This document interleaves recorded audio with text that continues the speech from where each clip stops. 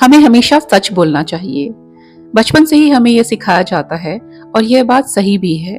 लेकिन जिंदगी हमें एक और बात सिखाती है, हर सच बोलना जरूरी नहीं होता है। रुकिए, इसका मतलब यह बिल्कुल नहीं है कि झूठ बोलना सही है। इसका मतलब सिर्फ इतना है कि हर सच हर समय हर व्यक्ति को बताना समझदारी नहीं होती है। मान लीजिए आपका कोई दोस्त बहुत मेहनत करके कोई काम करता है। वह आपसे आपकी राय पूछता है।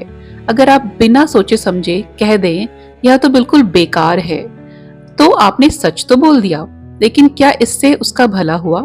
शायद नहीं।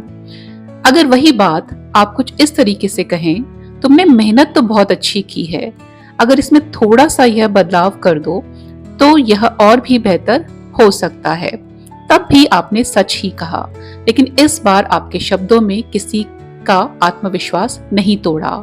यही फर्क है सच बोलने और सच को सही तरीके से बोलने में। एक और उदाहरण देखिए। कभी कभी किसी इंसान का अतीत, उसकी कमजोरियां या उसकी निजी बातें हमें पता होती हैं।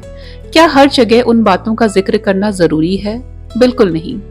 कुछ सच ऐसे होते हैं जो सिर्फ दर्द देते हैं, लेकिन कोई समाधान नहीं देते।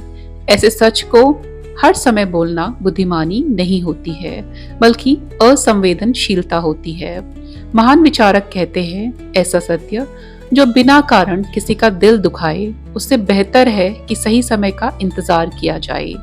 इसका मतलब यह बिल्कुल नहीं है कि हमेशा चुप रहें।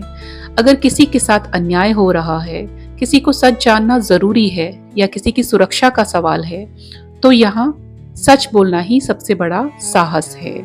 लेकिन अगर आपका सच सिर्फ किसी को नीचा दिखाने, अपनी नाराजगी निकालने या खुद को सही साबित करने के लिए है, तो शायद आपको एक बार रुककर सोचना चाहिए।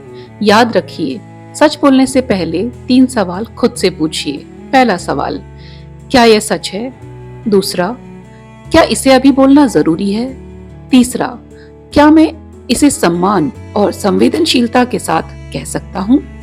अगर इन तीनों सवालों का जवाब हाँ है, तो सच जरूर बोलिए।